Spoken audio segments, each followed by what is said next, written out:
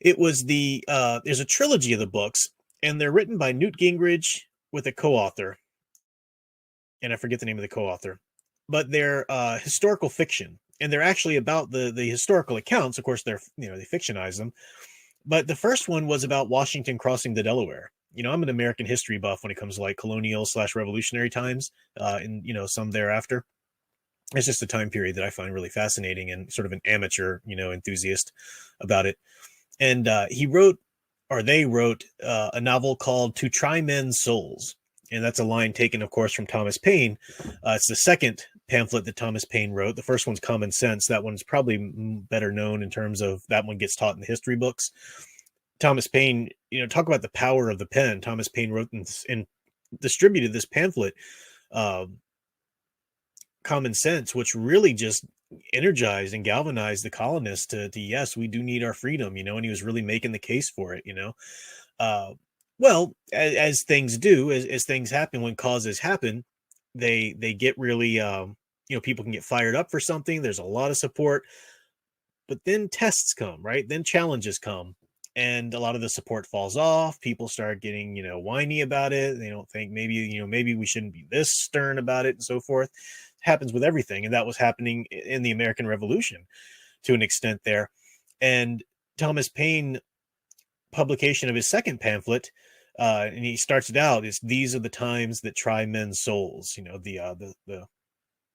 The springtime, how to go, the summertime soldier and the springtime patriot, if I've got that right, will flee. They're just there for when it's good. But the people who really truly want freedom will show their true colors. In these times and whatnot. And that second pamphlet really helped to galvanize soldiers and the colonies and whatnot to continue the fight. So the novel "To Try Men's Souls" is taking place right around then, and that coincides with the Christmas night crossing of the Delaware by Washington, which is just so infamous. If you've seen that painting, even if you're not a big American history, student, you've seen that painting of Washington crossing the Delaware, which is so iconic. He's got James Monroe behind him holding the flag. It's not wonderfully historically accurate. All the historians are so eager to pick that out. As soon as we can't just have a good myth. We got to have the historians, taking a dump on it for everyone.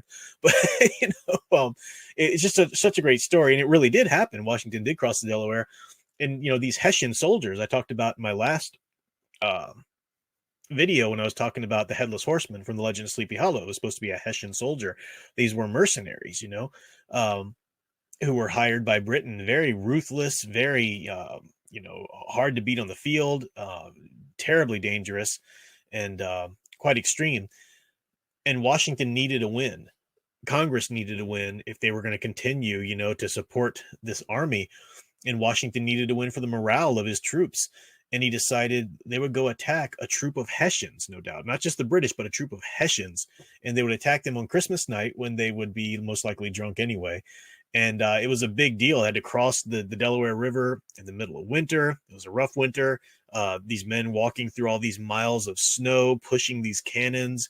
They had bare feet for the most part. They had no supplies. They were really, run down, sick, dealing with starvation and stuff in some cases and whatnot. So it was just a really big ordeal, and is really amazing, inspirational story for Washington to rally these troops and get them there and do that. So it's a wonderful story about that.